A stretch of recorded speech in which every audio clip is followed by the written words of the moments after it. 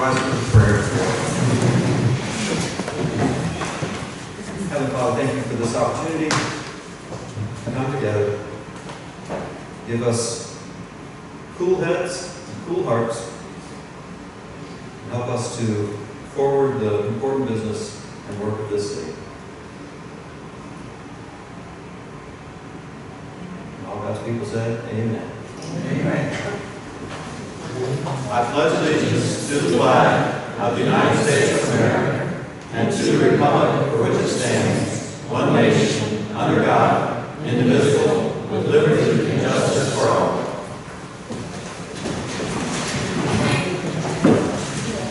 Our roll call, Zone 1. Present. Zone 2. Present. Zone 3. Here. Zone 4. Here. And Mayor is present, as well as the city administrator. City attorney is on his way. He's stuck behind a wreck on I-4. Hopefully he'll be here soon. Another thing that is typically on the agenda, not on this one, but I will open the floor for any additions and deletions if any commissioners would like to add or delete anything from the agenda as presented. I would like one correction to the agenda. Under the Public Works job description, it says that a copy of the previously approved addition is attached. It's not. That is the proposed new one. It's got 24 months in it, and that was not in the old one. The old one said 12 months.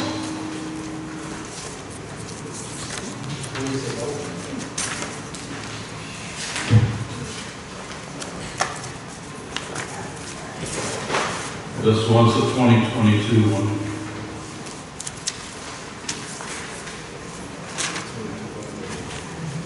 And I got the one prior to that one too. We're checking.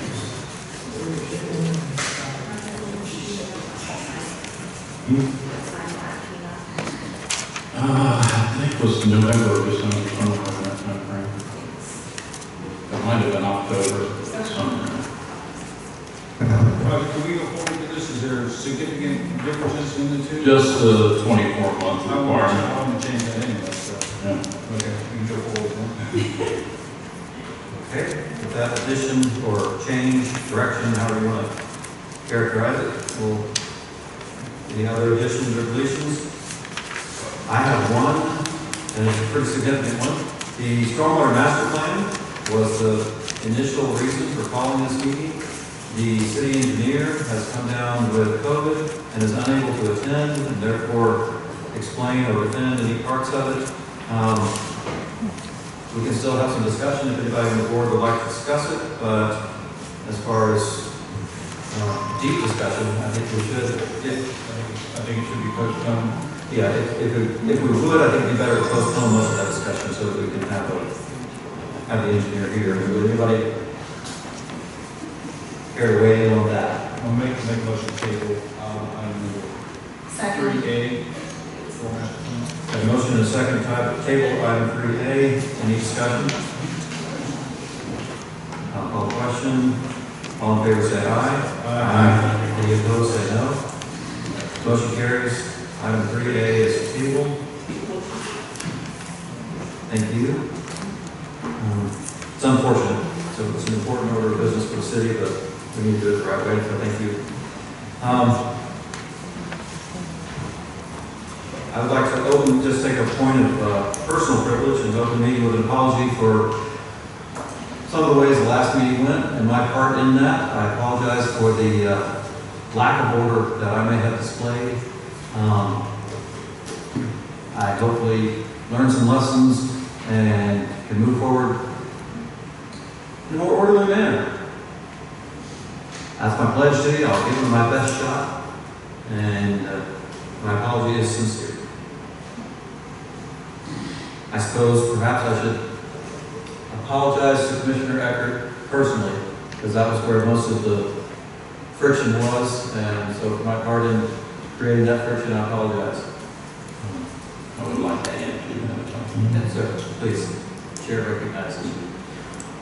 One of the things I do is when there's a problem, and I apologize also to the citizens and to Mayor Lane, in my actions and methods. But one of the things I do, if there comes up with a country, I go back and review it. And in my notes at the House, under parliamentary procedure, I've got a list of watch out things to watch out for that are traps that you can fall into in the parliamentary procedure.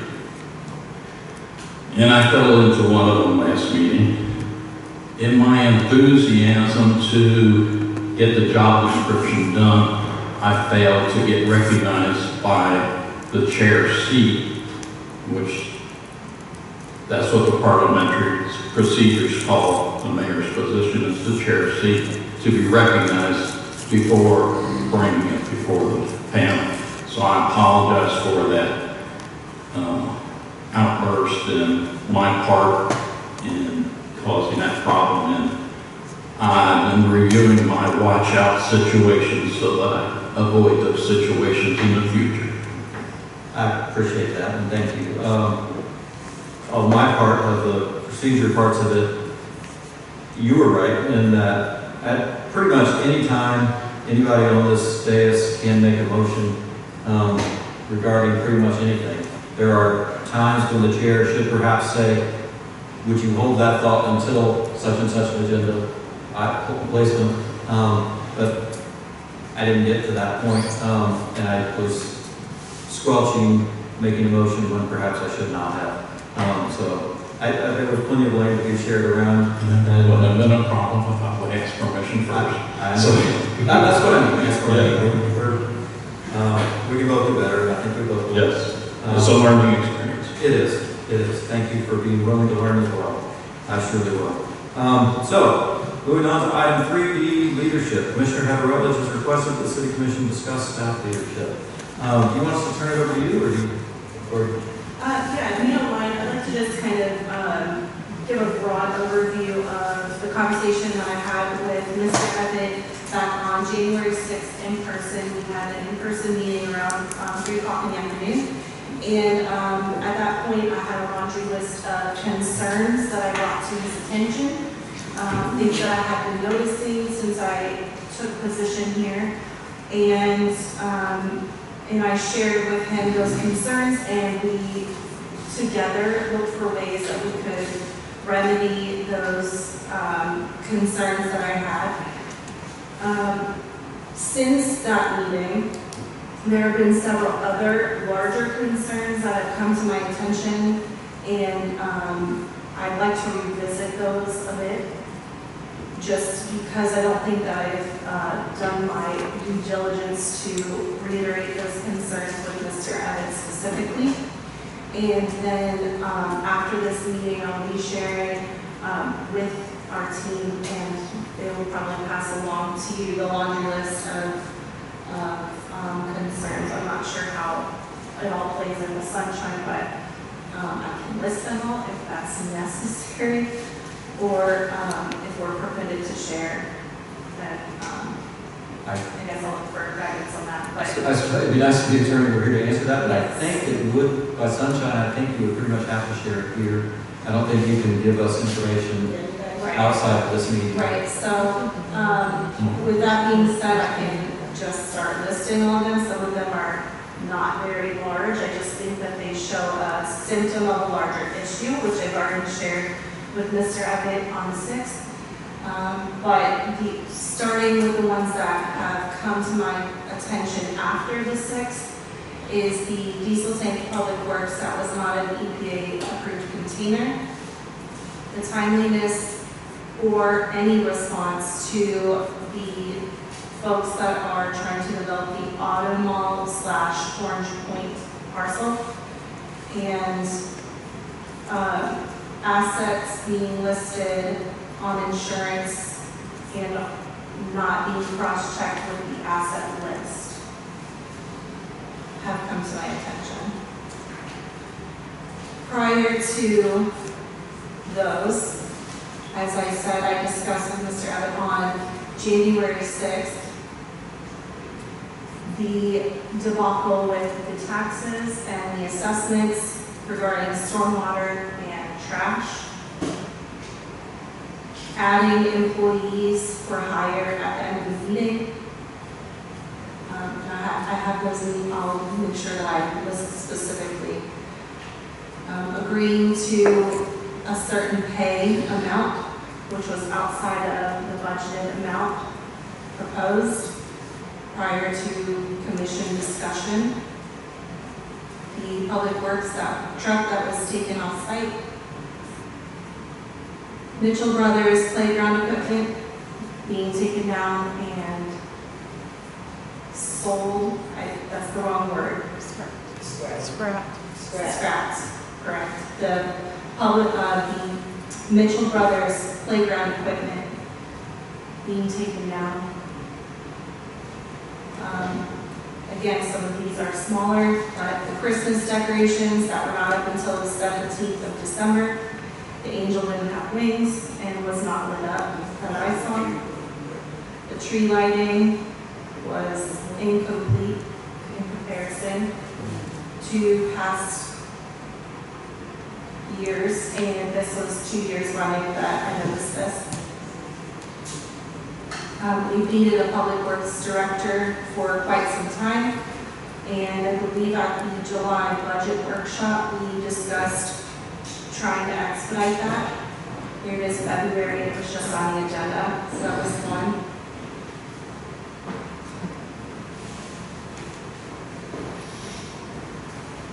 Website updates and regarding meetings and audio files. There was a meeting where we were told there were records that were missing. The mistake that happened in regards to the cemetery plot not being listed for sale or not being offered for sale, and the permit for the blacktop driveway that's in our gateway. The generators, we were told, were working prior to the hurricane, and once the hurricane came, we found out that there was one that in fact was not. Multiple public works issues, such as pothole street signs, leaks needing repair, and fallen trees down for quite some time, weeks on end. Also, a loss of public trust. Carl Ward being rehired as an employee of some sorts, which I have discussed with Mr. Emmett and have been brought to understand is acceptable due to the way that was handled. But I just want to include that since it's on my list. And resolution 22-03 was not seen through completion and was made into 2023-03. Offensive jokes to a developer that wanted to put an RV lot, RV repair and sales. And lastly, the Virginia Drive project not being done satisfactorily, my apologies, before handing off the last paycheck. I know that was a lot of information to rattle off, but I appreciate you getting through it with me. And I would like to, at this point, open up for further conversation from everyone up here as to what your thoughts are and how we should move forward before I elaborate. Okay. It must have been the perfect amount because I put your last thing on the very bottom line of my page. Thank you for going through that. I know it's not what you wanted to do, but I think the sunshine thing, I may be wrong on that, but I'd rather err on the side of caution. Exactly. But this is a good, thorough list. There's quite a few things on here that we have discussed already, and I know you said as much. I think many of them are simply problems that have come before the city and have been dealt with. Problems are inherently going to happen. That's why we have an administrator, and the answers are always going to be perfect. Like the diesel tank.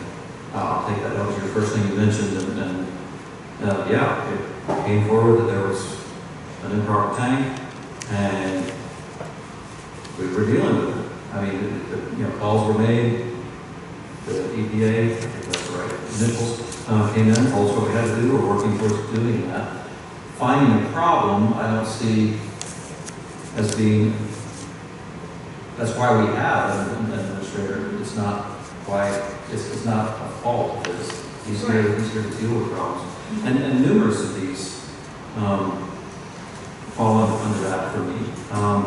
Many of them, of course, work around public or fall under public works things where we obviously have a significant problem. And I think kind of from the higher level of that, that where to find the fault is very difficult. And that's why we're having the discussion. I'm not trying to be argumentative at all. I don't take it that way. I appreciate it. But where we place the fault for that, that can be worn in part by the administrator, in part by us, in part, I could list 100 parts probably,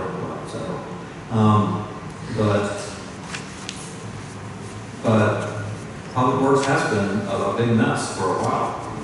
Certainly the administrator can wear his share of that, but I think we wear perhaps a bigger share than he does in many ways. And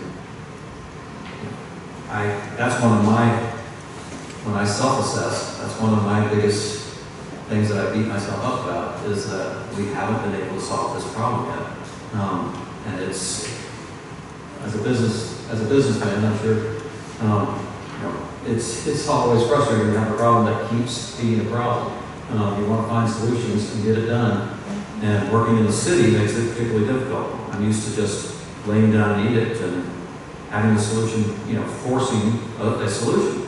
You can't do that in the city because we rule by committee. Anyway, those are the first things that came to my mind. I'll open up the floor to anybody else who wants to weigh in.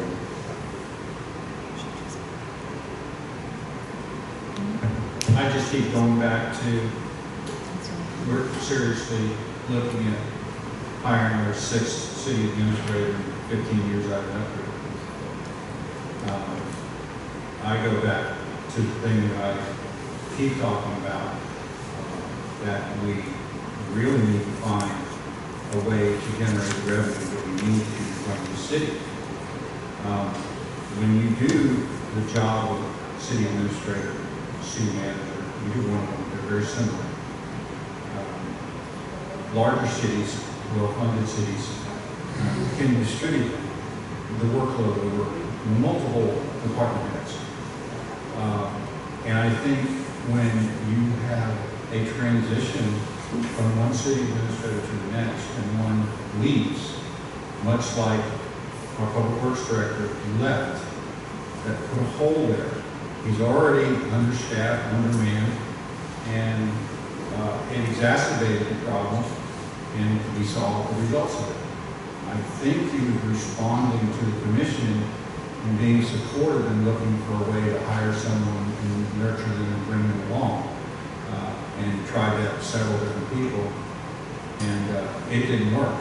So it's very easy to come up with a mistake in Lake County because of underfunding. It's very easy to point to staff and say they're at fault. Very easy to point to the commission and say they're at fault. But all of the objectives that we have that are going to help us fix our problems over the long haul, it's how are we going to fix the funding mechanism to take care of all of the things that are wrong in this community. We have depended on volunteers for a long time. And now we're in what I call the social media era. Now we have not only staff, commissioners that are being derated, undermined through social media, and how are you going to get a volunteer to come out and do works that's going to be lambasted out there? So I don't think that leaning on volunteers over the long haul is an answer. I don't really feel like taxing people out of their property. I don't think that's the right thing to do. Um, You know, like many of you, I'm not interested in big box stores and the traffic that comes with them. It's a serious problem. It's a serious problem. I think the administration that allowed the cost of property to turn it from 8 1/4 lots into 1/3, I think was a huge mistake. I think the best thing we can do in this community is have a significant number of larger lots, larger homes that you actually will generate more revenue off of a $750,000 house on 8 1/4 than you will for $250,000 houses on the same amount of property. It's not my word for it. Go ask any professional, they'll tell you the same thing. So I think that was a huge mistake. And if you don't keep your eye on that ball, okay, all that's going to happen is the problems will continue to mount. The price tag to fix those problems will continue to mount, and we need to do something about it. I thought, now I'm not a fan of apartments and condos and stuff, but I thought when Mr. Hurley brought this project to us, I thought the good outweighed the bad. I really did. And because there was multiple goods in there. And so sometimes when you recognize, if we're willing to accept that the biggest problem we have in this community is a funding issue, then our job is to figure out, okay, how do we take care of that? And sometimes we just need to say, you know what, that inconvenience is worth what we're going to get out of it. And so I think that's our biggest focus, because I don't think continuing to run off staff, change staff like you can change your underwear is going to be beneficial to the community. That's what I mean. And I think Lee was put in a tough spot, to be honest with you. He's put in a tough spot. Is he doing a great job with it? No. I did push him today. But considering what we're asking him to do, with what we're asking him to do, it's a tough spot. I wish I had an answer for you. I don't. But I feel like the most difficult job we need to do is figure out where our revenue streams are, and then we can move forward. Thank you.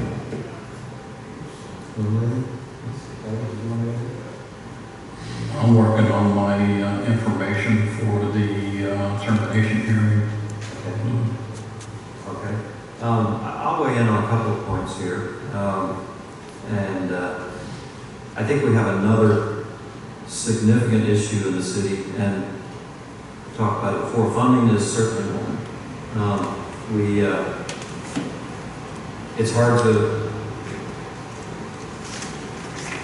in a small city, you think you're going to pay small wages, but what you've got are positions that have to wear many hats, as opposed to being able to narrow their focus. And so we need a person with broader skills than a larger city much of the time. And you end up, I mean, we've talked about that in public works. Yeah, we go have somebody that can be water and mechanic and electrician. And those the ability to wear many hats generally drives up the price, and yet we think because we're small, we can pay less. It's a dilemma that we have. And I think that's, like you say, it's kind of where we are and what we have to live with, but recognizing it is important.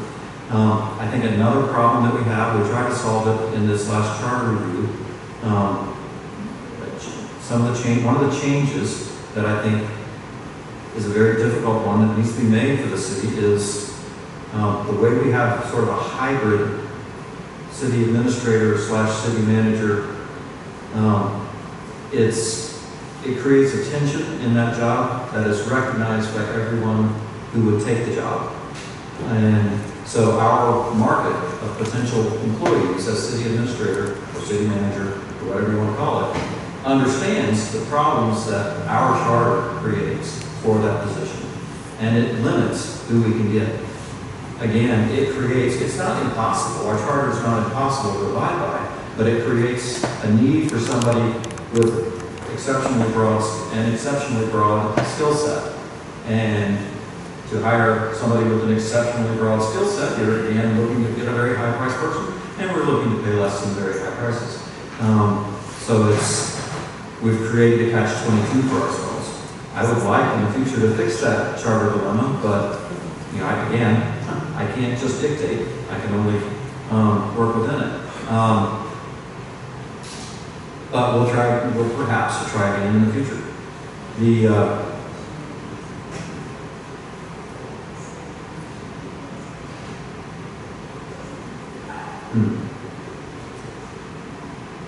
want to go through item by item and talk about things? I think that Maybe could take. Okay, I think that could take too long, but many of these I would dismiss, and I know you're trying to just put things on the record basically, so to dismiss them would be appropriate as well, because we're just kind of getting them on the record.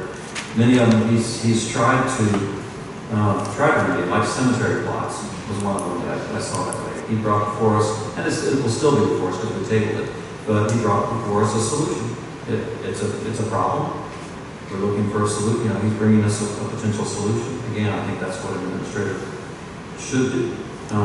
If we had a city manager, he would just solve it, just hire people or contract people. But we keep that at the commission level, so he has to bring it to us. He could have solved it in most cities without us ever bringing it to anybody's attention again. Part of that dilemma that I was talking about. Anyway, I won't go through everything on the list either. I do see this city as creating much of the problems that he gets saddled with. And not that that's anybody's fault, but we should be self-aware and realize that laying it all at the city administrator's feet is often inappropriate. I'll open it back up. Anybody else want to? If you don't mind, I'd like if you want to go first. I was just, my thought was, if these are questions that need to be answered, and we're going to go forward with this hearing, it probably should have those forwarded and give him an opportunity to explain those. And I would like to do that all at one time. I don't want to be doing it every single meeting that we go to. And so, forwarding that list of questions along with Roger's put together, so they can be answered. Did everybody have a chance to review this contract? It was sent to you? I do not. Okay. I do. So the procedure for it, there's termination without cause, there's termination for cause. Before you get to the hearing, you have to terminate later. Okay. Then you decide, do you want to have a for cause hearing? But you've already terminated it. Gotcha. So you terminate them in essence without cause. Then at the same time you decide you want to have a for cause hearing. So I just make sure that no one thinks that you can have a for cause hearing and decide, well, we're not going to terminate them, because before you get to that for cause hearing, you've already terminated them for the contract. So you can obviously discuss his performance, you can do job evaluations, you can do all that stuff before. Right. But if you're going to get to a for cause hearing, that does not happen until after he has already been terminated for the contract. So with that said, going the informal route, preparing a document, a list of questions that you would like them to answer, I think that's fruitful. Well, and I'll jump in and we'll come back to it, don't worry. But giving the list here in public, on record, it does give them an opportunity to go through each of these things and get back to us at some point, which I think is completely appropriate. And we should give them that opportunity. I don't know if right now, on the spot, would be the right time to do it, but we should have opportunity to get back to us on each and every one of these things. And I'm sure he's probably eager to do that. But thank you for that clarification, and also for bringing it forward to, again, the public setting, so people understand what we're dealing with without having to do public records requests on our emails, which they can, but it's a step they shouldn't have to take. Commissioner Rose. Thank you. So following up these grievances, if you will, with the conversation, how it concluded between the two of us on the 6th. I did receive a lot of answers, but I did not receive all of the answers, and I believe that Mr. Evan is actively working on most of the things on this list. I do recognize that this is an uncomfortable conversation to have in a public forum. Unfortunately, it's just the nature of the beast, so here we are. But I do not come with just a problem without having a solution in mind. So what I would like to see happen is, if possible, if agreeable to everyone. And of course, this is a workshop, not a meeting, so we're not voting on anything today, just a reminder. But I would like you all to think about the possibility of bringing someone else on to help our city. We do not have a public works director, and many of the issues that I did bring up stem from not having a public works director and being spread to them. Even if it's temporarily, I believe the Florida League of Cities can help us out with finding someone, and they can help us in interim while we're in between.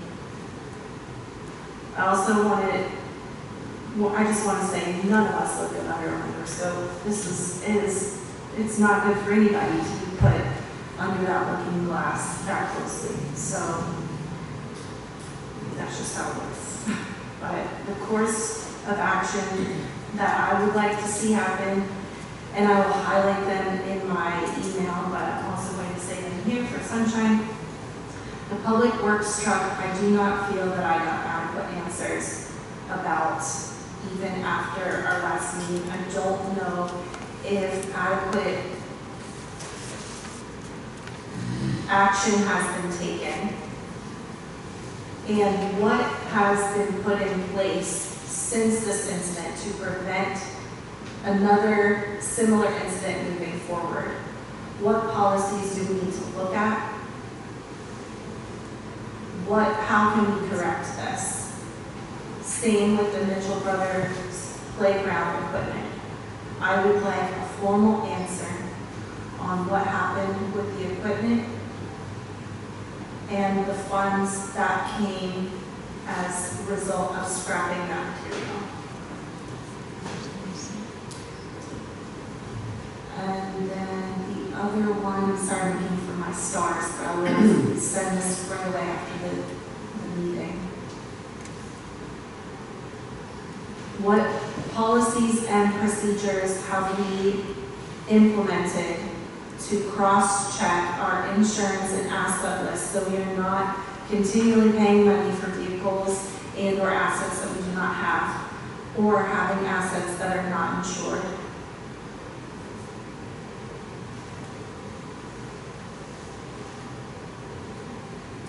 And one other thing I would like to see corrected, and this has been a source of contention since I started, is more open communication.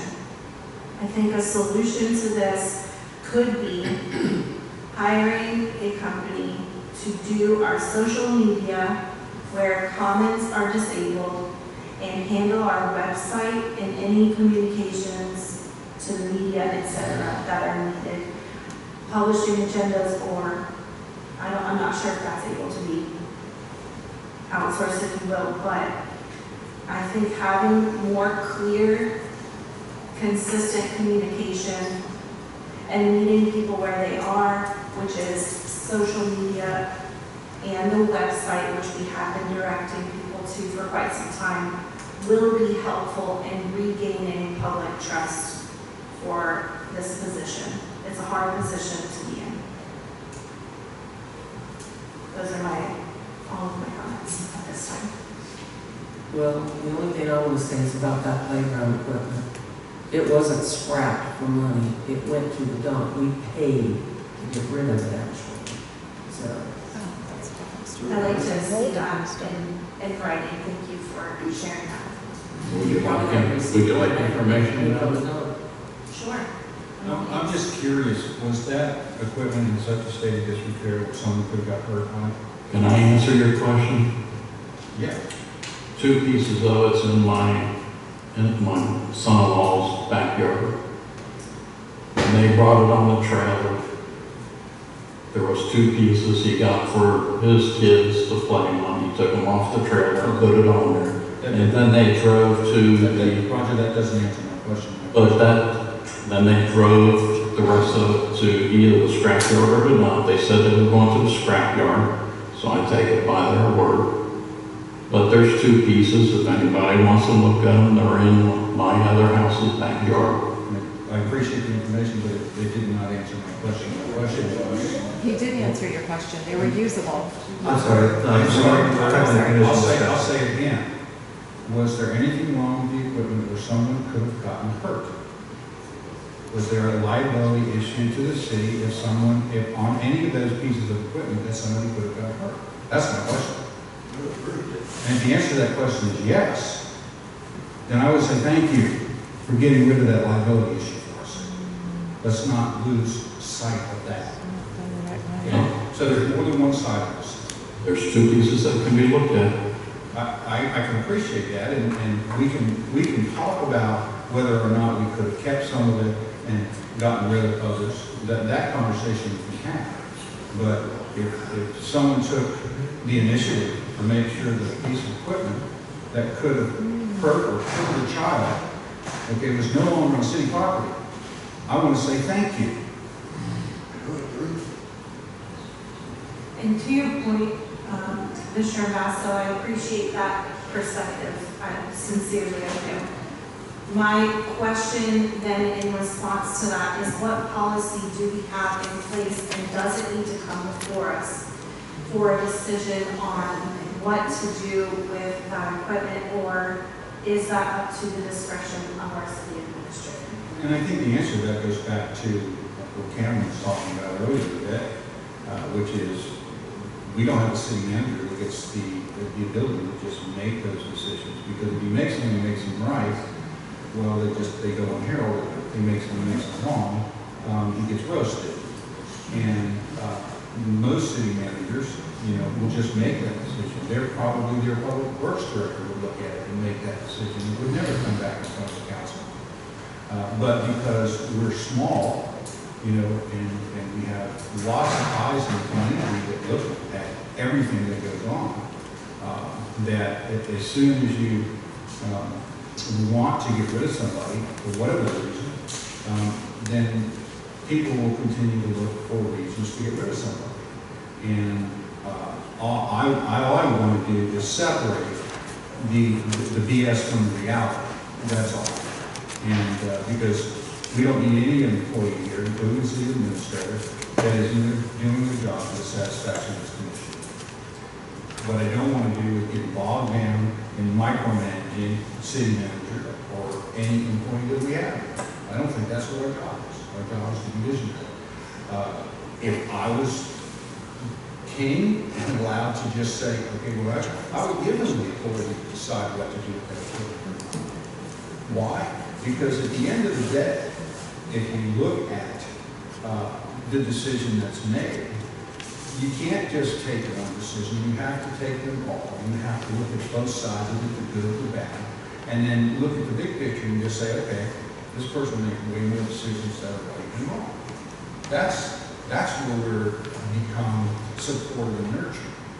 But if we choose that we've already decided amongst ourselves that this person's got to go, and let's just continue to find whatever we can find so we can get rid of them, I don't really think that's the right way to go about it. Seeing smoke and finding the fire and putting it out early is the right thing to do. Taking matches and starting fires is not right. And I appreciate your concerns, I do, and some of them bother me, and they're legitimate, and they need response. Some of them, I think, are making mountains out of molehills, and some of them are probably a function of the disruption in the city administrative position. So I'd love to hear the response. I'd like to give you an opportunity to review any accusations against them, and then give them an opportunity to respond to all of them. because how he responds to things, to me, lets me know whether we need to go forward and looking for another city administrator, or we can make this work or not. So, but I think that's the right start. Seeing how we can't really do an official hearing until we fire him, but we have to do that first, I don't think that's that means myself. I would just assume someone it has our best interest at heart, and they're doing the best that they can, and we can either accept that and just say, you know what, I appreciate that, but that's not good enough for me. Or you say, well, you know, I think you're devious, and I think Roger called it cover up and scams, something like that. Something along those lines. What's that? When we were talking about the budget, you know, this is just a cover up and a sham. I think you used those words. So I think it's not in our best interest to use that kind of terminology unless we're sitting there with facts to support it. Because now we're not supporting and nurturing. Now we're not trying to help them here. We're undermining.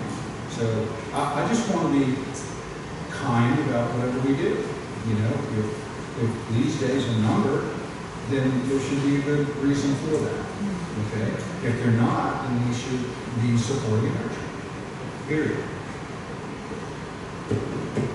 Thank you. I missed one note, and I just wanted to circle back. There's another thing I think we can do that will be helpful to staff, especially while we have less staff, is bringing on some interns. I know we've had interns in the past, and maybe some of these smaller things that we have to do on a daily basis could be given to those interns, and could help alleviate and maybe facilitate communications to the departments that are needed.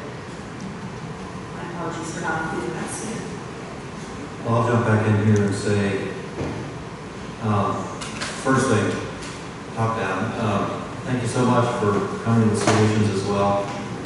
That is fantastic. I wish everybody everywhere lived life like that. I'm sure in a better world. And a lot of these solutions that you brought forward, I think, have real potential.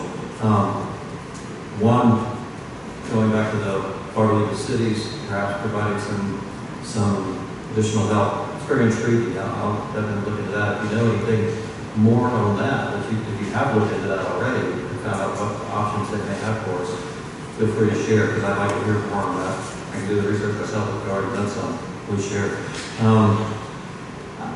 Another thing from an overview standpoint, Commissioner Basso's comments made me think of this, is that we, the Commission, are primarily a policy and legislative body.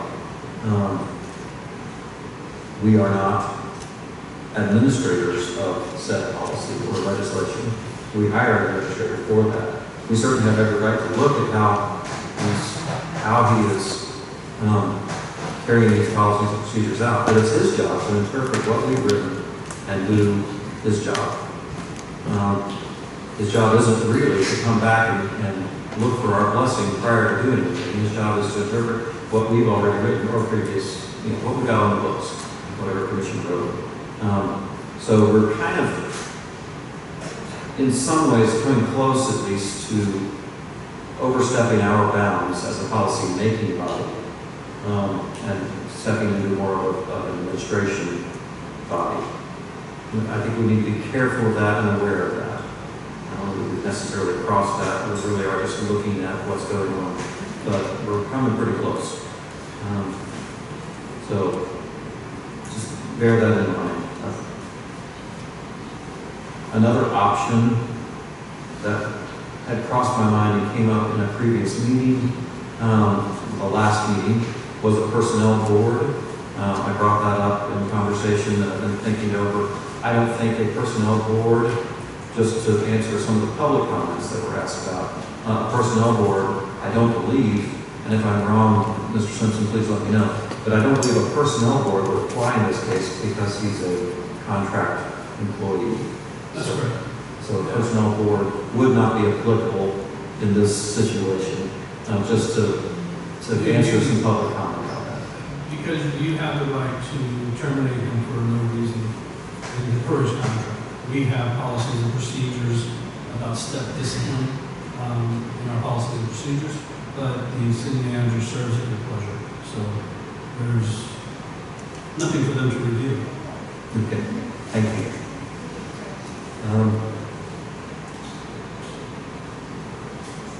To your point, that would have alleviated some of the friction we had recently with the public works employee, and perhaps would have saved some time for our staff to, free up their time for something else. So maybe some of these things would have come to light. And you're right, and I did have that on my notes of something to talk about in this meeting is a personnel board, and whether or not whether or not we as a body want to, what's the right word, find people to fill that board and recreate that as a resource for the city and as a resource for the city administrator, frankly. Right now, he's flying without that net. It's kind of an ability for either the city administrator or any department head. It gives them a resource. If they're having a problem with an employee, they can refer that to an outside board. Do we want to recreate this board and get it going again, or are we? It hasn't been done in 20 years that I'm aware of. Mr. Simpson. Technically, by charter, you're supposed to have it. It's not really optional. You're supposed to have one. If I understand. you're tired of no one applies, and you can't form one logistically or practically, but it's not an option that you say, let's just not do anything. Well, if somebody appealed to it, we would have to create it. Is that kind of my thought behind that? And if I'm wrong, And I'm thinking that's one function of it, but another function of it would be, and you can tell me whether I'm off base or not, would it not be a function of a employee review board to take all of the applications that all the public works directors put in and then make a recommendation to the board rather than go to the city administrator? Or would they make, or would he have his comments on what they did? The charter says you need to have a personnel review board. It doesn't say what they do. Right. Say it doesn't either. So you gotta have one. What they do, I believe is up to you. It's in our city guidelines, policy guidelines. Yeah, but those can be changed. I'm just saying, by charter, you have to have one. The scope of their authority is up to you. I mean, I could see the value of having I a, think, like the employee situation we had in December, which you referred to, that, if I'm not mistaken, that was a probationary employee, and they do not do, they don't have a right to a personal report. And as worded, we can change it, but I think as worded, I think I was told that they do not have a right to go to a personal report. So that wouldn't have changed. That's it. and as important as that function of it is, I see, you had a well-informed, well-educated person review form, having them review applications from department heads and bringing another perspective to the table. I still want the input from city administrator, because that person's going to be working directly under them. But I think that could be helpful, most certainly. I can't help but thinking also a lot of the issues that we have, you're right, are threaded through public works. And we didn't fire a public works director. We didn't fire a public works director. He came under scrutiny through the social media, and there was pressure on him, for sure, there was pressure on all of us. And he chose to leave. Now, you can make the argument that the vacuum that was left and many of the problems that have happened because he left. But with that said, the fact that he's willing to come and share his knowledge, et cetera, with us, I think it's a positive step. I think that I can't put all the blame of what happened to the public works department on the city administrator. I can't. Not when you have a department head just walk out. So, from that perspective, it would be good, you know, to have a personnel review board for people who have complaints that want to go, you know, because it's hard to have your employer, an HR officer as well. And, you know, could they do that role as well, or at least in an advisory capacity? I think that might be extremely helpful. I think I would definitely suggest that they review and recommend, or review our personnel policies, recommend changes to personnel policies to this body for adoption. You know, definitely put that within their scope of authority, in addition to hearing employee grievances. To the degree you want to involve in the hiring process, possibly, we may not get, because that's actually a sunshine meeting when you have that board. So if they're going to whittle down people, then that's a sunshine meeting, and they could pass the top 3 on this commission, and I don't know if we should have this administrator be a member of that board, Yeah. but he could be a advisor to that board. I guess the way I see it, let's say you have 10 people put their, I would just want them to rank them. I still want to see them all. Okay. So you don't want anybody eliminated? Excuse me? You don't want anybody eliminated for consideration? Correct. Correct. And with that said, but I would like to see them ranked. And then, and I would also like to hear the city administrator's take on, you know, where he ranks them. So now I know I have this intelligent group of people that look at it, okay, say, okay, this is what we think, and the administrator, this is what we think. And then I just think it makes our job easier, and I think it allows us to get a better candidate at the end of it. I still think, I keep going back to dollars and cents. It's hard to get good people to come in and work in our community, because it's much more difficult to work in a small community than it is in a big one. It just gets more scrutiny, and you have to wear more hats. So instead of paying, like Cameron was saying, the going wage, we need to pay more than the going wage. And for years, we weren't doing that. It's a tough situation. Mr. Everett, Yeah, I got tired of listening to all the communications going on and everything. Fair, I better put in my 2 cents worth. There was a comment made about, you know, we've had 6 administrators since we started hiring administrators. At least we're not like Deltona. They had 6 in the last 3 years. Ours was 6 in the last 15. They're a bigger city. They can afford to hire a better manager.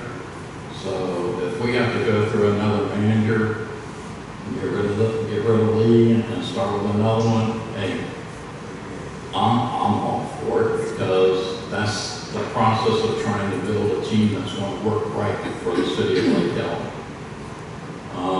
As far as micromanaging, that we're not supposed to micromanage Lee, that's his management style. He's eavesdropped through the cameras on watching employees. He's had citizens go out and film the employees, whether he's done it on his request or somebody else's request, and bring that information back. He's done a lot of things. He's put probationary people that aren't qualified into positions, and I think that us backing him and condoning what he's doing is just creating more opportunity for him to continue with tearing the city, what I consider tearing the city apart, and creating confusion and chaos in the thing, so that he gets his way on how to get things done. And I'm going to continue, even though it may not be for a termination hearing until we terminate him, I'm going to continue investigating all the things I brought up on Tuesday to get the information in documentation and everything, because I don't think Lee is working at the city's best interest. He's forgotten a lot of deadlines that have caused us problems. He's brought issues to us in the last minute. There's other issues that he's creating to create his defense for the termination that us sitting up here are allowing to occur. And I made mention of that at the last meeting when we wanted to bypass what the job description was for the public works director. And I said, no, we got to go by what's in here. He wants us to bypass our policies and regulations because that creates a defense for him in his termination hearing. As long as we do not hold to our policy and our guidelines and everything, it gives him a defense. And that's what he loves, in my opinion. And as far as constantly blaming Rick Mullins for his leaving, it was Lee Evans' management style that forced him to make a choice on whether to stay and try to stay and work underneath the micromanagement style, or to look out for his best interest in his family. He chose his family. And I congratulate him for supporting his family in that issue. So it's not all Rick leaving on his own choice. It was a choice he made to benefit his family that would work out best for them. Well, I think you're right, there's always two sides to everything. And one of the things you mentioned early on, and I think I may have been misunderstood, we have every right to look at how he's doing his job. I don't, but yeah, I am. And that's what I'm saying. I'm not saying that's not what any of us individually should be doing. What I was saying as far as how this body together functions, we create policies and procedures, we don't administrate them. But we certainly have the obligation as a body to abide by and make sure that they're being abided by. And that's administrative.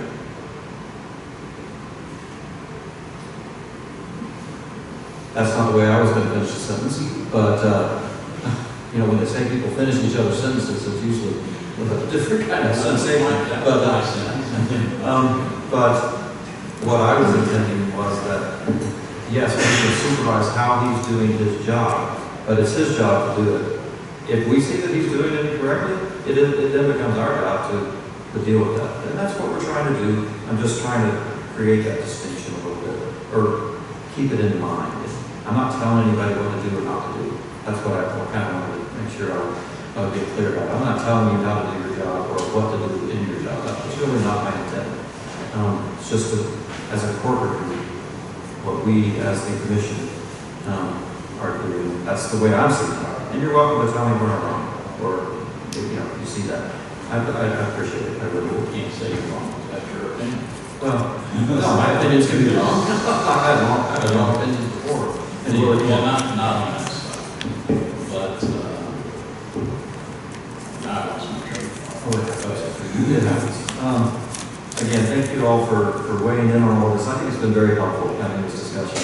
Thank you, Helen, for bringing it back to us. I do appreciate it.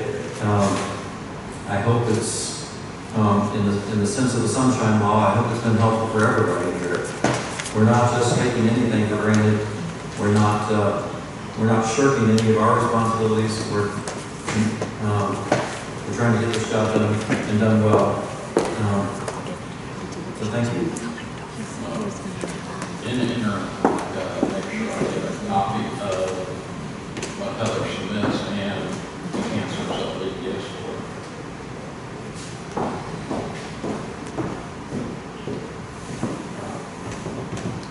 This is a workshop meeting, and as such, I I just got a blue card for request for speech from Nebraska, so I'm just answering you. We're not required to have any public comment, or just commission discussion. I probably will have public comment at the very end of the meeting. That's what it's for. Just so it'll be more of a final. That's fine. Just didn't want you to feel like I was ignoring it. Okay. Well, I think we've all had our opportunity to weigh in on this leadership discussion. Am I correct? Good deal. I asked for the next thing, commission goals and objectives, and I mentioned it 2 or 3 meetings ago. My intent was to put together 2 or 3 or 4 things that we as a commission were wanting to be our primary focus going forward. Obviously, we've got to do the work of the day, whether it's approving COAs or whatever. We've got to do that kind of work. We've got to supervise the administrator, whatever we're tasked to do on a day-to-day basis. But I wanted to boil down on kind of what we felt like as a commission were the primary things this city needed work on from us. Whether that be water or public works director or whatever. And I've asked y'all to look at that and think about that. I don't know if anybody has done that. Do any of y'all want to? Have any of y'all done that? I'll be happy to start because I'll be short. Go for it. Our goals and objectives should be to take care of our woefully inadequate infrastructure system. In order to do that, we need to figure out funding. So our primary objective should be, how are we going to fund the needs of the city? We're wasting our time talking about what we want to do, when we want to do it, until we can figure out how we're going to pay for it. That's exactly the kind of thing I'm thinking. So thank you. And that's, I second that. So to speak. You're looking at me like you're going. Well, no, I was going to say, I laid mine out the other night for policies and procedures to be Okay. looked at and make sure they're followed. And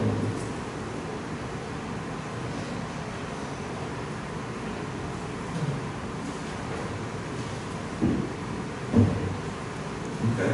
So we've got infrastructure, policy and procedures. Anything y'all want to throw in? Yes, I believe that we need to focus on employees. I think our employees are the most valuable asset that we have in this city, and without having our departments properly staffed with the proper people, we are not going to even be able to reach our goals.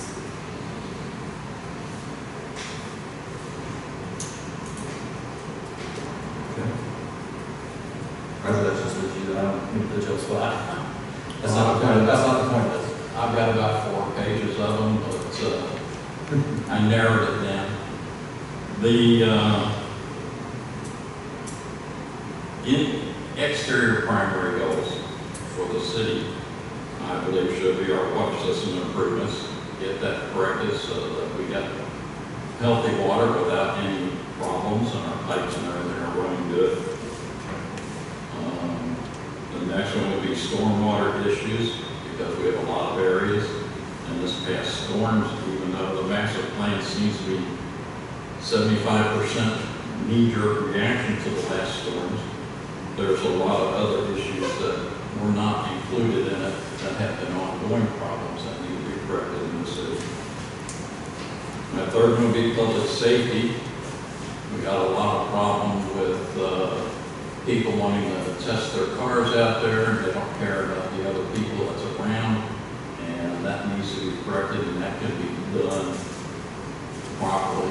And for our citizens walking around, we want to create a tourist atmosphere here and have people come in and visit us, but we have very few crosswalks for the citizens to be protected and to cross streets and everything. Even our trails through town don't even have crosswalk designations to protect them when they come out with short distances between the edge and the woods. That all needs to be corrected. Right. And then the all the existing projects that may end up losing funding shortly need to be taken care of. And for the interior things, reviewing our policies and procedures and supporting our employees. I agree with those two from Charlene and Helen. Those are the two big ones in interior parts. But if you want to call for Actually, what we can do is if that truly is a list, this is going from when I first got elected and I put together. well, what we can do is, if you so desire, we can make that part of the record of this meeting, and then we can all review it. Some of, I think one or two of the items were already taken care of, but there's quite a few. Would that be okay? No, we'll just make it, okay. If you'll give it to the deputy clerk after the, I did a couple years ago. okay, well, let's do it again. I'll give it to you again. And then she can share that with all of us as part of the public record meeting. And I didn't think about that one earlier with your list, that I work that way, just to submit that in writing. Rather than, This does not include all the new ones. I'm sure, it doesn't have to be exhaustive, but thank you. So maybe next time we can do that way, when we have a list that we don't really want to read the whole thing. That didn't occur to me, I apologize. So thank you all for weighing in on that. I do appreciate it. Things I didn't expect, and most I did, and I don't disagree with anybody, of course. That wasn't the intent. The intent was just to make sure I'm not working at cross purposes within of y'all's, any of your goals. Is one of the main reasons I wanted to hear this. So thank you. I never had the intention of that being longer than overly, if you will. Roger, you mentioned two of the infrastructures, water, which is potable water and stormwater, but you didn't mention sanitary sewer. And I think it needs to be mentioned because we currently don't have a wastewater treatment facility in the city of Lake Helen. And I hope we never have one.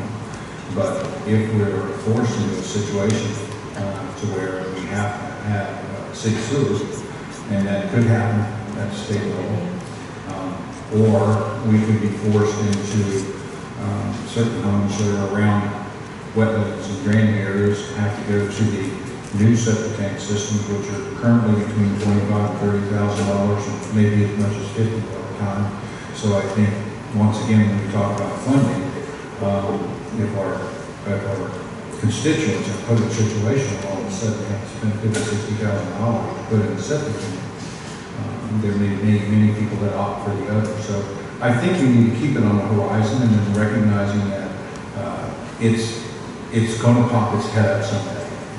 I know it's going to pop its head up someday, but it's not on my list because we don't have a current problem with our sewer system. It's not, I'm sure does bear watching. Yeah, and that's assuming that you think all the septic tanks that are currently leaching right now are not going into any of our waterways, and it's not a phosphate problem, et cetera, et cetera. I don't necessarily agree with that, but I think the problem's there. It's just quiet right now, and it doesn't really matter whether we have a problem or not. If the state says we have one and they make a mandate and tell us, well, then we need to be prepared. Now, oftentimes when mandates come down, the state also will provide funding to help, but to not have it on the radar, I think is a mistake. Thank you. That definitely does bear watching. I think you're right, if it were to be mandated, much as with the rural water thing, when they make mandates that small municipalities would have trouble meeting, they do provide some funding mechanisms. And if we get there, hopefully they'll hit us with a sledgehammer, but they'll do it nicely. And you're right, it's important to keep an eye on them. They don't know how. Well, water, water in general has been a hot topic for quite some time, and so there's more and more attention going to protecting it. And, you know, and there's already been the movement to go after septic tanks. You know, from the people that I like to the lady that came in here, I spoke to her before, and she said they had their way, they eliminate them all. And so my thoughts. Someday they may have their way. And they may. My thought has always been, you know, especially with larger lots, I would rather have one septic tank fail than one 3 million gallon a day wastewater treatment plant fail. That's a lot bigger problem than the other. But I also believe that, you know, we could be in a position where we have some sort of hybrid,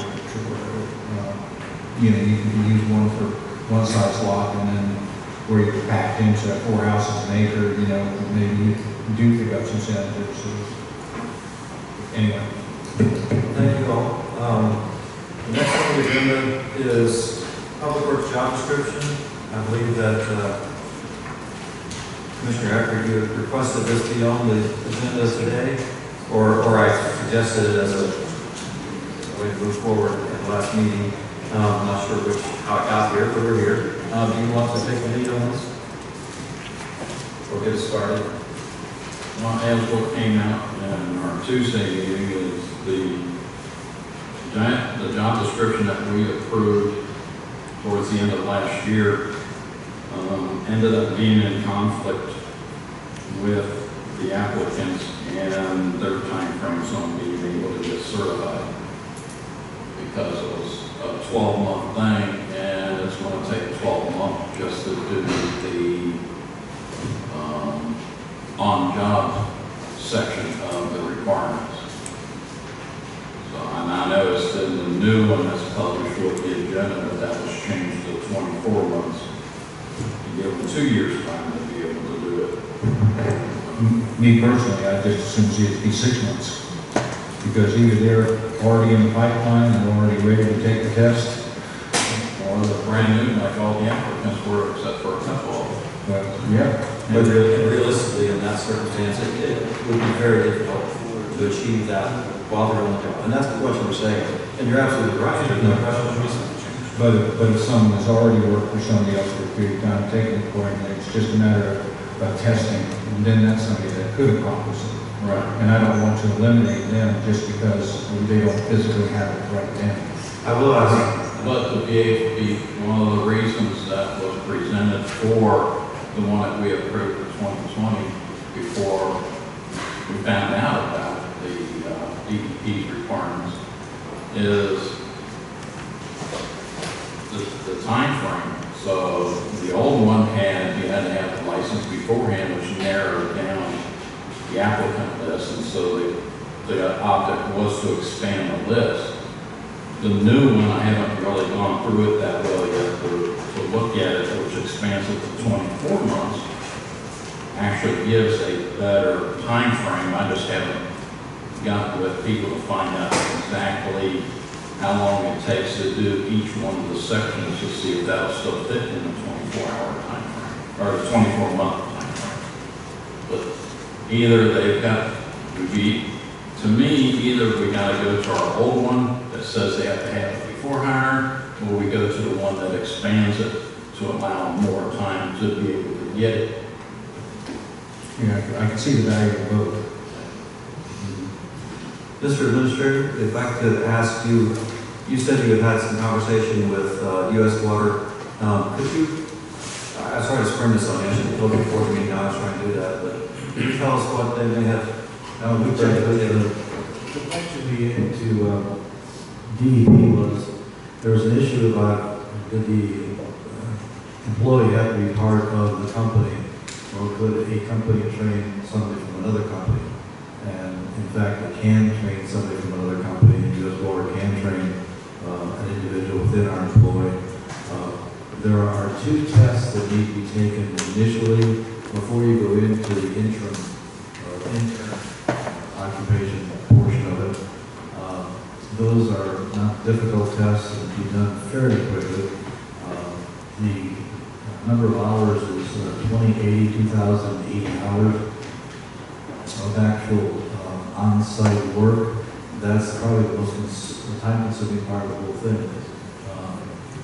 And other than that, the testing itself is not that rigorous. And, so, you know, what's the right number? 12 is too short, 24 is probably better. 36 would be ideal, but 36 is a long way out if you've got an employee not to have it. Although, I would point out, this is a backup position, this is not what we need for day-to-day operations. But it's up to the commission how you want to do it. And thank you. That's my position on this, and I'm not adamant about this, but I feel like I'm not out of line either, that this does not need to be a hill to die on for this position. It is a backup thing. That's very helpful. I think having knowledge of water is very helpful. There's no arguing that, but I think it being a hill to die on, rather than just simply have, I think the more important component of the position is managing all of public works in its entirety. And I think that's what we're lacking right now as a city. We need a solid manager that can get the entire department functioning in a cohesive way and fully staffed and all of what we all want. Water is an important part, but I think we're getting bogged down in it to the detriment of the city. Just my opinion. I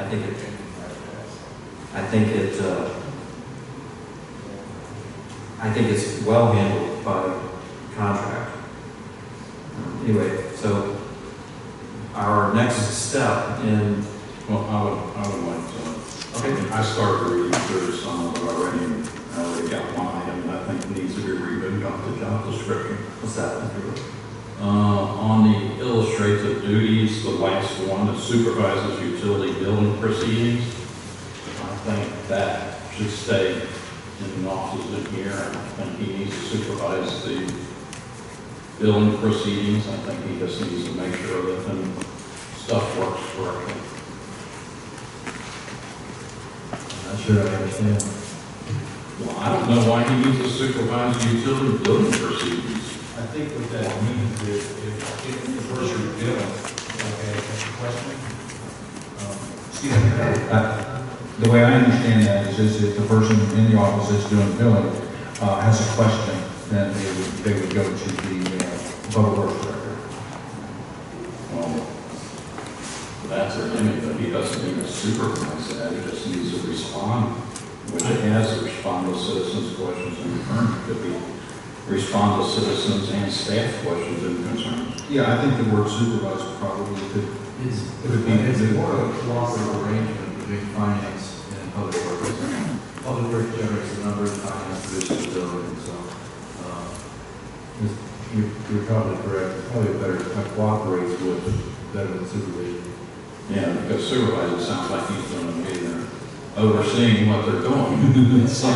But that historically is how it's always been. What if we change the word from supervise to coordinate? That's fine. That work for you, Roger? I guess, I don't know how it would fit, the terms would fit into it.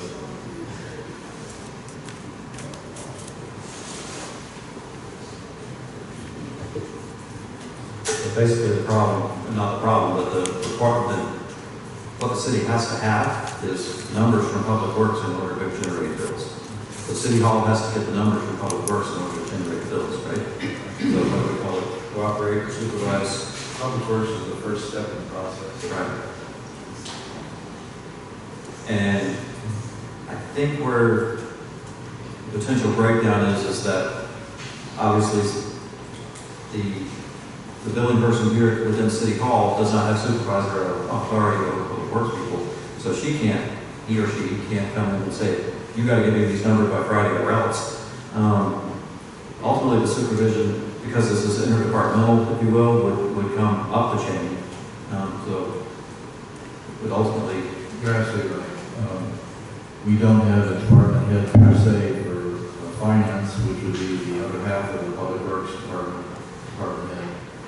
So it's kind of a lopsided arrangement with one being department head, one being a clerk. again, it's sharing multiple hats within a small city. And that's when we have to get in. Well, I'm sorry. No, I'm just. So we need to have a job description to put out, to advertise with in order to advertise for more applicants. But assuming we want to move this job search forward.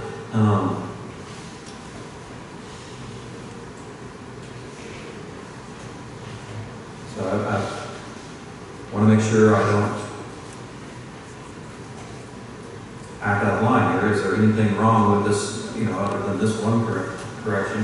Is there anything additionally wrong? Just on a brief thing, just that one item was the only thing that I was concerned about. That and the water. Everything else looks fine, just from a quick glance. Well, what do we want to advertise for on the Class C license? What do we want to put in here? Well, in retrospect, I mean, I wonder if it'd be shorter, so, to kind of focus on it, but you're right, I mean, that was one of the things I said the other night, was what is our priority as far as qualifications is concerned? There's lots of things that are written here as far as what we want, but what is really the most important to us, and I think it is management. And I was hoping that we could get somebody that was close to the license, but I can see now the value of extending the period, because now you can get that managerial position in there. And yes, you may have to live with our agreement with U.S. Water to take care of certain things going down the road until, but at least we could do that. I also think it's a good idea for the city to work out a consulting agreement with Rick Mullins. I really do. And I think for us not to be able to take advantage of his knowledge is a mistake. But on the same token, I think that looking for someone with managerial skills and be able to stop the madness that's going on in public works, I think that's, that may take fresh blood. Do we still want to have the requirement for the water treatment operator's license? Because DEP only recognizes water distribution system, water distribution operator, and wastewater operator. There is a distribution license that's relatively easy to obtain. You do need a water plant operator, a C license water plant operator. Yeah, but that's listed underneath the, it's the right term saying distribution, the water license is all including through the treatment and everything. It's not just. Now, there is a separate distribution license, but you can't, that just allows you to be in the field. You can't do anything with the plant. And the plant license has been expanded recently to include many of the features of the distribution. DEP recognizes that just because the water leaves the plant correctly doesn't mean that it ends up at the customer correctly. So they do want you to test it in various forms. The water operator license includes the well and the distribution. Yeah, if you have a water license, you're at the top of the heap. You have capability of doing all those things, except backflow prevention. That's a separate license. Yeah. And relatively easy to obtain, but it's only for the inspection of commercial properties. Well, perhaps we could use this and, I was going to say, we could use this as a, Well, I just don't want to confuse any prospective employees. So I think if we change those to DEP water operator license, I think that would cover it.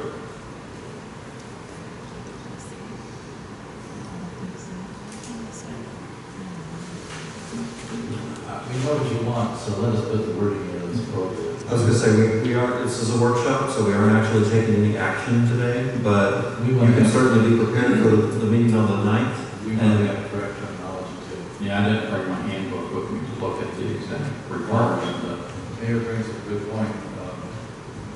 Make sure that we understand you. We'll take no action on this until the 9th. We'll approve it directly on the 9th. That would be my goal. What do y'all think about that? We need to, I think, get the process moving forward.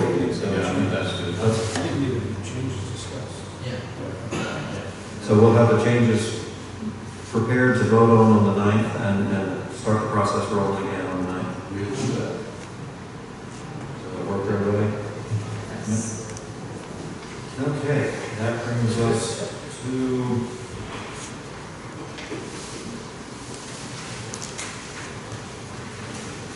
commission and staff discussion. Anybody want to bring anything up? Yes. Mr. Roberts? A couple meetings ago, we talked about a calendar of events, and I was hesitating, should I bring it up earlier when we were talking about goals and objectives, doesn't really quite fit there, but I do think that having a calendar of events and it'll give us somewhat of a checklist of when things need to be done, deadlines, but also then a more public one that we can use out, to advertise events that are happening in our city. But also for us, to reference the events that we need to represent the city at, that happen outside of our city, and then the deadline. So I'd like to see if we could possibly put together something that we can reference, that will hold us accountable, hold staff accountable, and kind of a checks and balance that we can stay on task and mindful of what is coming up. And I think will eliminate things falling through the cracks. Kind of like we all got something to do on April 15th. Yeah, about that, Texas. Yeah, I agree. I mean, at one time when we were talking with the League for Living Living, putting together an annual calendar, and basically it was events. And that's great for the external one, you come to glossy pictures and et cetera, blah, blah, blah. But the internal one, okay, we have this time, we have deadlines, we have certain deadlines and stuff that staff needs now. I don't want, once again, I don't want to micromanage staff, but on the same token, so something that we can look as a checklist, because we didn't see it come up in front of us. We can say, hey, what about, oh yeah, you're right. But if we don't have that in front of us, you can't do that. And we all wind up getting stuck like we did at the end of last year. And you couldn't put things on the ad valorem taxes. That was a mistake. And also, I think Veterans Day, the last Veterans Day we had, and I know because of the hurricane and everything, we did have very poor attendance.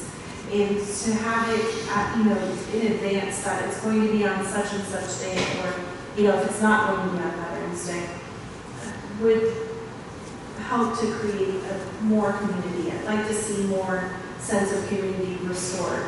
So, small things like that, which of course is not a small thing, but I think it really just... These small steps They all all add up together to just make things work. Right, and honoring our veterans is amazing, Sure. in my opinion, but to have those events may seem small to some people, but it really is, it's a sense of community. So I'd like to see if we could maybe work on something like that. We do have Arbor Day coming up, which I'll bring up at the next meeting, my thoughts on that, but I haven't seen anything or heard any discussion, so just things like that. Keep us on task. Yeah. I took a picture of the thing that came across my television last night actually. It's a quote: "Success is the sum of small efforts repeated day in and day out." These small efforts and consistent effort towards a goal is what makes this work. One thing that that we missed last year because it sneaked up on me, and it never occurred to me, was the Lake Helen Cleanup Day that we have every year. I forgot who mentioned it to me the other night. I think you were standing there, Chief, but somebody mentioned the Lake Helen Cleanup Day. I believe it was Alan Cook. I think it may have been you. Thank you for giving me a heads up. We need to be prepared and create the Lake Helen Cleanup Day again. We missed it last spring, and then we kind of halfway tried to pull it back out of our hat, and it was at the wrong time, and nobody showed up, basically. So it was a big fail. I'll take credit or blame for that, but I would like for the Lake Helen Cleanup Day this year to go better. Does anybody know when that historically, is there like a date that people expect that to happen? First Saturday after spring. First Saturday after spring? Is when it's usually been. Okay. When is that? I'd have to look, I think it's sometime in March. 6 weeks from today. Oh, it's the ground one. Oh, spring is 6 weeks from today. Okay. Yeah, Cool. you look at the map, it's 6 weeks from today. That's fine. March 25th. March 25th? Well, assuming that's correct, and I have no reason to believe it's not, What's the first Saturday after that? Or, After the first day of spring, yeah, that would be the Saturday. oh, it's on a Saturday? Yeah, that works out good. so, Is it the day after spring, or the first Saturday after spring? Saturday. First Saturday. Yeah, that would be the 25th. so March 25th. So let's shoot for March 25th for being Lake Helen Cleanup Day. We haven't done enough cleanup this year. We got more to do. I started that. I think, I'm sorry, Ranger, I what? said, I started that back long ago, and when did we have a calendar and then did that? Is that what you're all talking about, seriously?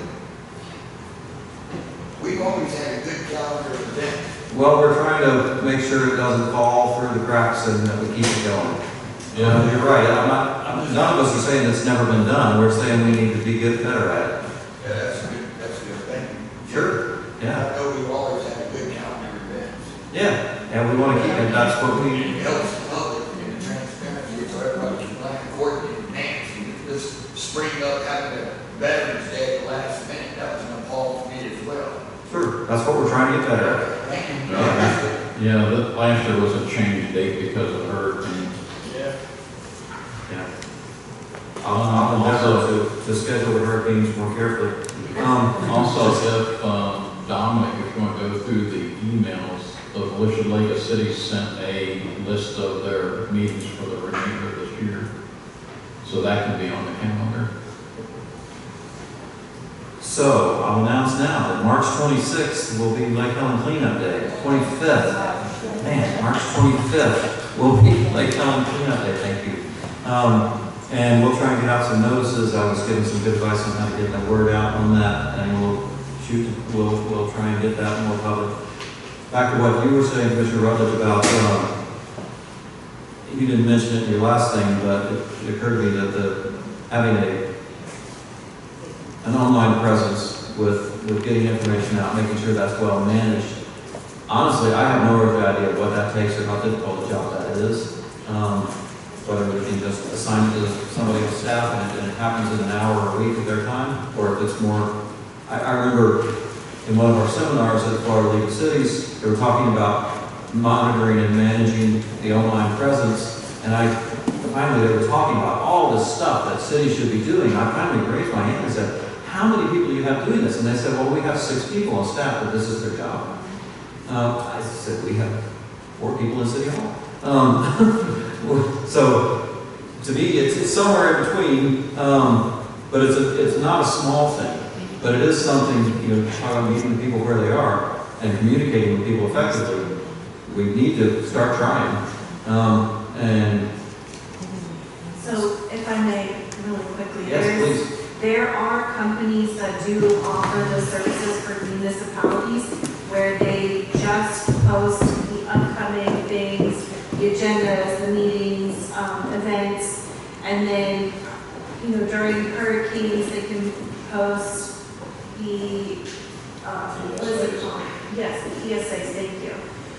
Street closures, etc. So those things will get off of the staff's plate. It would, of course, come at a cost, but I've worked with companies in previous jobs that have outsourced in that It's such a way. specific set of skills that I think it would be beneficial to hire somebody that had that set. Right, because I'm definitely not a social media expert. I'm not going to claim to be, but I do think that, I think I read somewhere that 70% of U.S. adult Americans are on Facebook. So that to me is a huge untapped resource of communication and transparency that we're not harnessing. So that.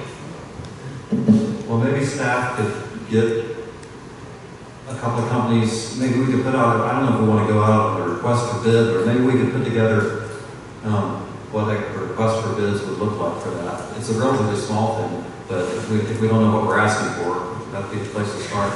Yeah, let us explore, if a lot of municipalities have, we would certainly piggyback.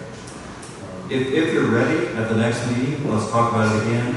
If not, just let us know where you are as far as having talked to somebody. Next meeting is a week from today. I know, it's very quick. But you could say, yeah, if there's more for us to know, great. If not, then the meeting after that, we certainly should have some information. Even if it's by April, I think I'm agreeable to that. Okay, all right. Sorry, y'all, I just wanted to at least open communication. I agree completely. And I have not dropped the ball, but I have been, I haven't looked into that any at all because I'm not on social media at all. And it's just kind of, I'm the old fart that doesn't see what's happening around. So sorry about that. There were a number of companies that sent them through our email, through our city email lists of the different programs and everything. And I think Civic is one of them. You might want to see what they have offered since I think we're already using them on some items. What's the name of the company? Civic, C-I-V-I-C. There's the Civic It's- Plus. Maybe that's the one. It's the one that the League of Cities uses to do the, and I think even the League of Cities has some that It was certainly, I'm sure that has some resources to it. Because there's something that they have on there about, they'll do, if you have something about your city you want to get out, that they do those announcements through their system. They for nothing. Yeah, and they also provide like templates for public service announcements and a variety of things. And you can almost find, whatever you're thinking about, you can probably find that template. So anyway, thank you. I don't want to be a roadblock in that communications process, even though I'm ignorant. Last thing on the agenda is public remarks on adjournment. Kelly Kraska, you have part of it? Yes, Kelly Presca, 616 John Street, Lake Helen. Unless this commission or the previous commission had dismissed our personnel board, we had volunteers that were with our personnel board. I think there was 5 members. I don't believe there was a time limit on how long you served. We just never used them. It didn't arise. So those volunteers might still be interested in being on the board. I would think that it would be courteous to reach out to them since they were there, but we didn't use them before.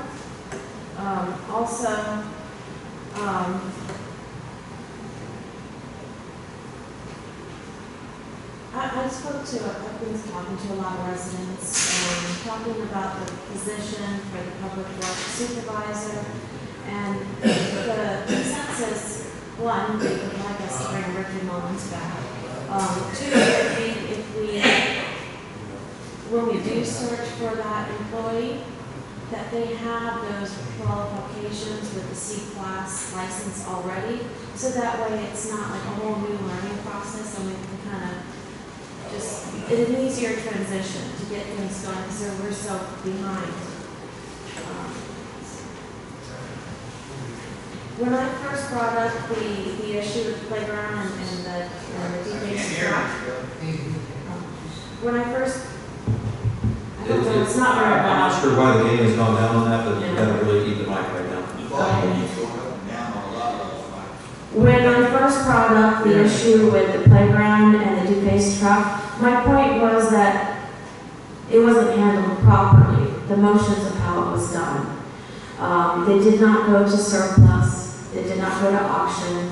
Those are the procedures that with our assets, how they go. So that was the point of it, and I think the point has been missed or overlooked on where I was going with this, because these are assets owned by the city, and that's how it's done. When we have assets, they go through the proper channels, regardless of how they balanced out to zero. Even if that truck wasn't usable, it still could go to auction. I know there's monster trucks, they need something to run over. So these are items that go that way. And I won't spend much time on that. Good news is, after speaking with Dominique day before yesterday, because I saw our AV guy come in here, so I had asked, are we paying another bill for him to come in? Well, the answer was yes, and I had located on our March bills paid for 2022, where we had already paid him the sum of $15,622.80. So now we have paid that invoice twice at $31,245.60. So I found you guys $15,000. Appreciate that. Thank you. And the list of the personnel board members, that would be an interesting list to have. If you could give me those names, that'd be great. I'll have to look through old I information, understand. but there should be record of it here. Mayor, Yes. I just looked it up. They have 2-year terms. Okay. I'd still be interested in They that. may still be interested, but their I terms. apologize. Where did you- I thought it was- Okay. Thank you very much. Anybody have any last thing? Commission remarks? Meeting is adjourned. Thank you very much. I gotta run back down. Okay.